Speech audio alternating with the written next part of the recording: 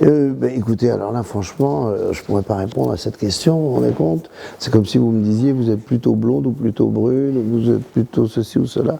Non, moi, je crois que c'est vraiment un tout. C'est un tout, c'est une envie, c'est une heure. Il y a une heure pour boire du blanc, par exemple, le matin, ça fait vraiment ivrogne.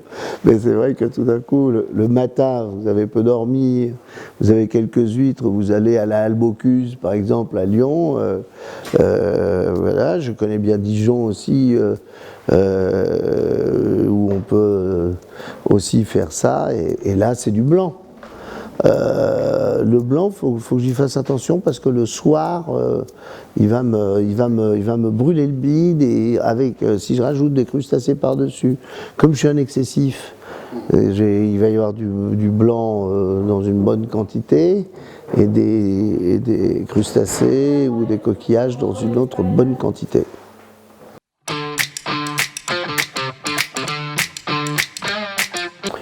J'adore le flacon pour le Magnum, parce que je trouve que c'est vraiment le flacon, et puis c'est un flacon de conservation excellent. J'adore ouvrir des Magnums, et je trouve que vraiment, l'avantage du Magnum, c'est quand on pose la bouteille, il n'y a plus besoin de carafe.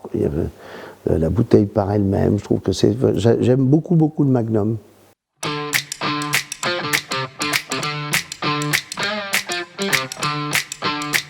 Alors moi j'appelle pas ça des cuites. Hein. Vous voyez, on va être dans Saint-Jean-l'Hiver, c'est l'ivresse. Vous savez, c'est ce qu'elle raconte avec les gens. Au lieu de mettre maintenant, j'ai un ami qui est Jean-Louis Manoa, qui est un très grand restaurateur lyonnais, qui est un bouchon, mais aussi en vin, qui a une vraie réputation du vin, une vraie connaissance, réputation parce que connaissance, ami de Marcel Lapierre, ami de Thévenet, de tous ces gens aussi. Foyas, comment il s'appelle? Foyard, voilà, Foyard. De Lapierre. Voilà, mon ami de Lapierre et tout ça, tous avec des caractères infernaux de chiens et qui ont des cœurs énormes. Et c'est vrai que, qu'est-ce que je disais vous êtes un ami de ce chef? Oui, et donc oui, oui, c'est ça. Et on a pris l'habitude de prendre la bouteille, et quand on a une grande bouteille, un grand moment avec cette bouteille, c'est-à-dire, d'ailleurs, on dit il n'y a pas de millésime, il n'y a pas de grand millésime, il n'y a que de grands flacons.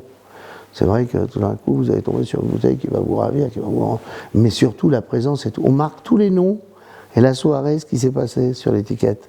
Et c'est un plus joli souvenir dans la cave, je trouve.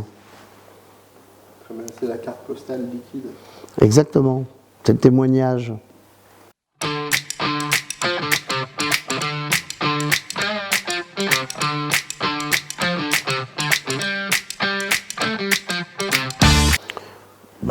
Oui, évidemment, le bœuf.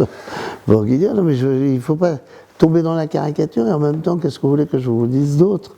C'est vraiment, qu'est-ce que vous pourriez me proposer? Faites-moi une carte. Je commencerai par un jambon persillé, mais ça ne me suffira pas. L'œuf en meurette, avec comme ça une petite poêlée de champignons à côté. Sur le côté, pas dedans, hein, à côté. Ouais. Ouais, comme ça, vous l'ouvrez comme ça avec le morceau de pain. Est-ce que vous prenez par exemple un morceau de pain toasté, vous? Oui. Un morceau de pain toasté. Morceau de pain toasté, aillé, mais ail des ours. Alors il ne se frotte pas l'ail des ours d'ailleurs. Oui. C'est à la cuillère, on l'étale un peu, c'est magnifique. Puis c'est une période, c'est pareil, l'ail des ours, c'est à telle période. Moi j'aime bien quand tout d'un coup ça fixe le temps. La cuisine est en rapport avec le temps et la saison. Oui, je me rappelle de plats, par exemple, en sortant du plat que j'ai cuisiné, je fais une épaule d'agneau en avril, je reporte tous les Olympias d'un an et demi. Vous voyez, et c'est 5 heures de cette épaule qui mijote, et mes légumes et tout ça, et mes bouquets de lilas que je vais faire dans le jardin. Et tout d'un coup, ça y est, la décision est prise.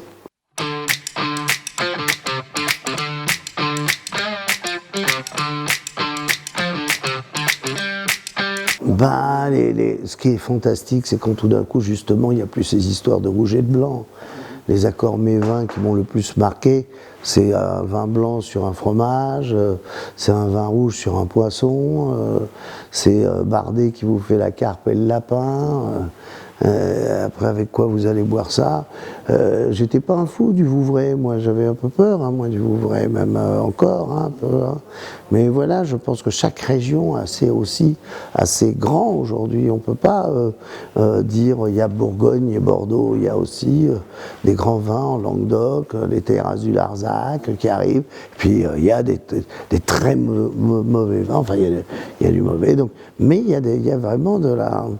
Les Beaujolais, vous voyez comme ils sont fait saquer à cause de ce Beaujolais nouveau, alors qu'il y a vraiment du vin exceptionnel en Beaujolais, les côtes-rôties et les Bourgognes, évidemment. Bourgogne, plus petite parcelle, un esprit particulier, la Bourgogne. Moi, je suis chevalier du tas de vin. J'ai été en Clos Vougeot, mais les hospices de Beaune aussi pour l'ICM, et qui était l'année dernière d'ailleurs.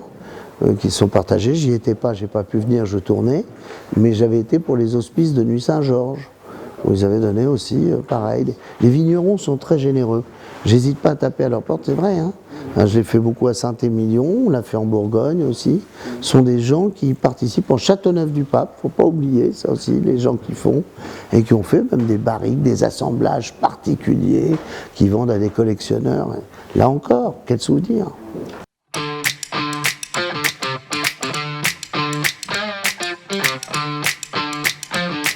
Ah ça je pourrais pas vous dire, parce que sinon je vais vous dire Châteauneuf, parce que j'adore les cailloux au pied des vignes et que c'est incroyable quand même de se retrouver au milieu de ces vignes de Châteauneuf, mais quand tout d'un coup vous vous retrouvez dans le Larzac ou en Lozère et vous voyez encore des vignes, c'est peut-être pas les meilleurs vins, mais le paysage ne fait pas le vin pour moi. Le terroir oui, mais pas le paysage forcément.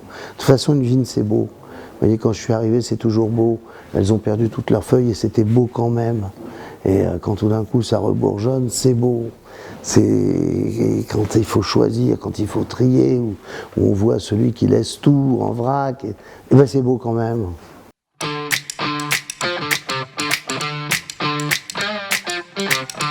Alors pour apprécier la bouteille, j'ai arrêté d'attendre les événements. D'apprécier la bouteille, c'est un moment, waouh, il manque quelque chose. C'est comme mettre de la musique. Ne me demandez pas quelle musique j'écoute. Demandez-moi à quel moment je peux écouter du James Bond ou de la musique orientale ou du classique ou du jazz. Mais je n'ai pas de...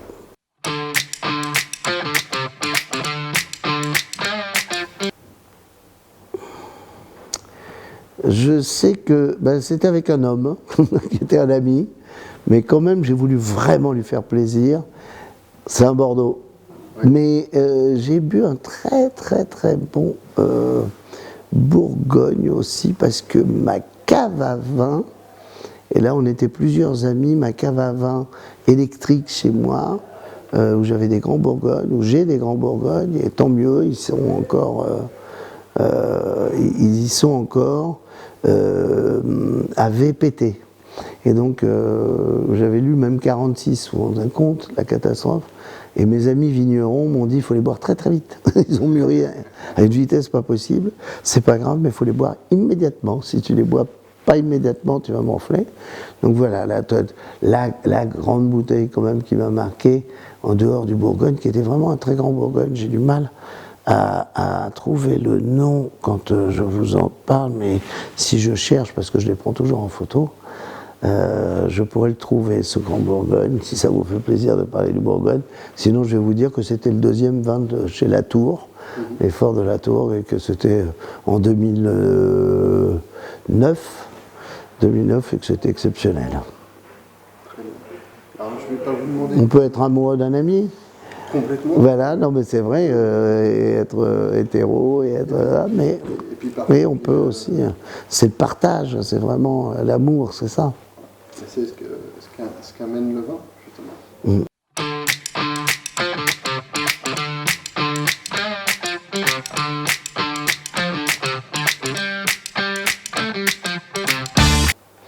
Vous me verrez en Bourgogne pour boire un coup à Cérès. Alors, ça va être dans pas longtemps, parce que figurez-vous qu'aujourd'hui, 3 novembre, c'est l'anniversaire de ce fameux Jean-Louis Manoir, qui a le bouchon, là, le Mercière à Lyon, et on devait le fêter ici.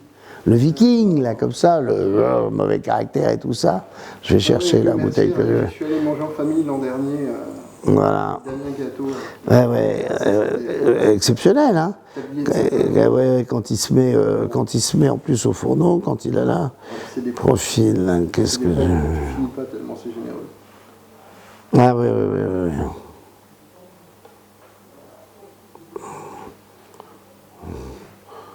Oui, c'était pas.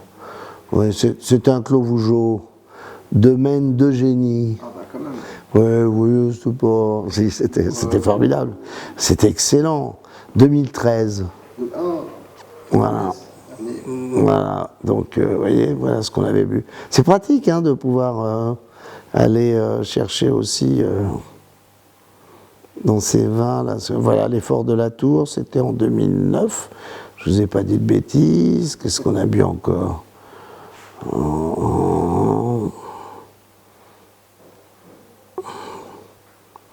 Ah, voilà ce qui m'attend là. Ah, je sais pas si ça va vous dire quelque chose, ça. Mercurey premier cru, Clos du Paradis 2017. C'est un petit vin comme ça, et que j'ai pris à Paris chez un caviste. Oui, bien sûr. Il y en a un truc. C'est en Côte-Chalonnais, c'est à 10 minutes ici. Tenez, là, c'est ça, hein. Mercurey premier cru. Ah non, c'est la des petits vins. Ah ouais, voilà. La Chassière. C'est un producteur en bio, il a 5 hectares. Et il est bien, c'est bien. Oui, c'est pas non plus la peine que des bouteilles à 300 balles. Hein. C'est pas la superstar dans le vignoble. Non. C'est-à-dire que dans le vignoble, on a aussi des gens plus connus que d'autres. Voilà, pourquoi il ne veut pas revenir. Vous avez un palais. Oui, on n'est pas des buveurs d'étiquette, comme dit Jean-Louis Manoir. On n'est pas là pour sucer du bouchon. Voilà. Ce qui n'empêche pas de boire un petit Chambol Musigny premier cru. Lequel Alors, je vais vous dire ça. Chez le comte Georges de Vogüé, exactement. En 2001. Et ça, on l'avait. Et là, j'ai eu peur parce que c'est le premier que j'ai ouvert après mon accident de cave. Et il était formidable. Un accident de cave? Oui, je vous ai dit, elle est montée, la cave électrique est montée. Voilà, le choc thermique, c'était pas, ça n'avait pas été. Voilà, je vais pas vous faire encore tout mon truc. Un accident de cave, oui. C'est un truc que j'aimerais pas avoir. Vous en avez pas parce que vous n'avez pas de cave électrique, mais quand on habite en appartement, c'est pas mal. Voilà un vin aussi que j'aime, la Conciliante, avec pour avoir le titre et le vin qui me plaît beaucoup aussi. Voilà, bref, on n'en finirait pas.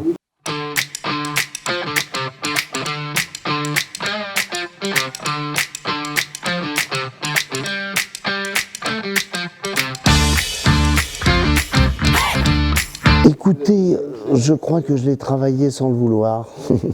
beaucoup, la gestuelle et le nez, et ses repas, et le blanc d'œuf, le collage au blanc d'œuf, et les machins, et les cuves, et les fûts, D'accord. C'est bien, c'est comme ça qu'on apprend le métier. 2-3 petits gestes. 2-3 petits gestes, absolument. Où on se fait remonter les bretelles déjà quand on ouvre une bouteille. Quand on l'ouvre pas assez bas, Mal le verre. Où on prend mal le verre, ou avant de faire le premier nez, on commence déjà à tourner parce qu'on sait tourner le verre, alors qu'on n'a même pas fait un premier nez, qu'on ne regarde pas les larmes, qu'on ne regarde pas la couleur.